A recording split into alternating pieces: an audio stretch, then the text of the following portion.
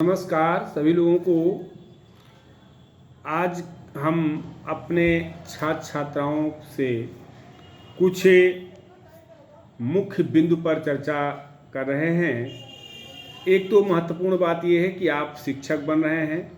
शिक्षक में सौम्यता, शिष्टता, विनम्रता जैसे सद्गुण होने चाहिए और जैसे कुर्सी के 4 पावे होते हैं वैसे ही शिक्षक के 4 गुण तो अवश्य होने चाहिए, जिनमें समता, ममता, क्षमता और नम्रता।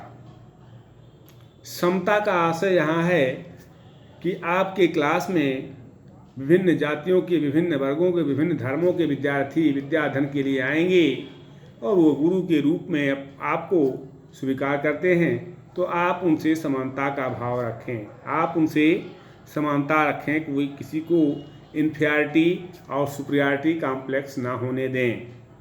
ममता का आशय यहाँ ये है कि हमारा देश जो कृषि प्रधान देश और ऋषि प्रधान संस्कृति है, प्राचीन काल में जो शिक्षा की व्यवस्था हुआ करती थी गुरुकुल में हुआ करती थी और गुरु शिष्य को पुत्रवत प्रेम करता था, पुत्रवत स्नेह करता था।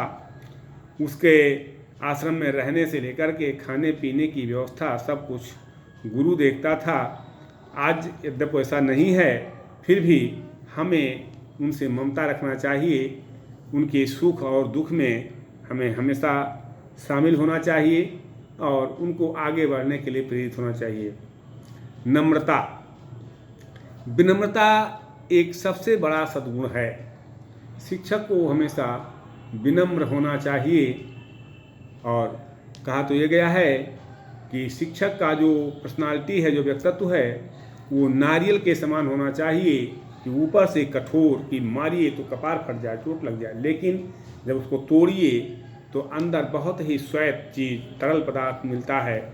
यानी सरलता होनी चाहिए, मिठास होना चाहिए। वो अपने विद्यार्थियों से स्नेह करे, उनसे मिठास रखे, बहुत ही सौहार्दपूर्ण वातावरण में बात करे। इससे विद्यार्थियों का बेहतर विकास होगा, चतुर्थी विकास होगा, निश्चित तौर पर सर्वांगीण विकास होगा। और एक और है जो है क्षमता।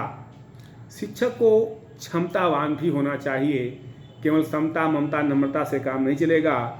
जिस विषय के आप ज्ञाता हैं, जो विषय आप पढ़ा रहे हैं, उस विषय का विशेषज्ञ होना आपको आवश्यक है, क्योंकि अध्यापक जब अगर विषय विशेषज्ञ नहीं है, अपने विषय का ज्ञाता नहीं है, उसे अपने विषय में अगर रुचि नहीं है, वो अपने कार्यों को निष्ठा और ईमानदारी से नहीं करता है, तो शिक्षण विधियाँ चाहे कितनी भी मनोवैज्ञानिक क्यों ना हो, पाठ्यक्रम कितना भी जनतंत्रीय, लचीला, अग्रदर्शी क्यों ना हो, पाठ्य सामग्री कितना भी अच्छी क्यों ना हो, कितनी भी अच्छी क्यों ना हो, भौतिक सुविधाएं कितनी भी उपलब्ध क्यों ना करा दी जाएं, बिना शिक्षक के कर्तव्यनिष्ठ हुए, बिना शिक्षक का अपने कार्य की प्रति वफादार हुए, शिक्षा की प्रक्रिया पूर्ण रूप से संचालित नहीं हो सकती है।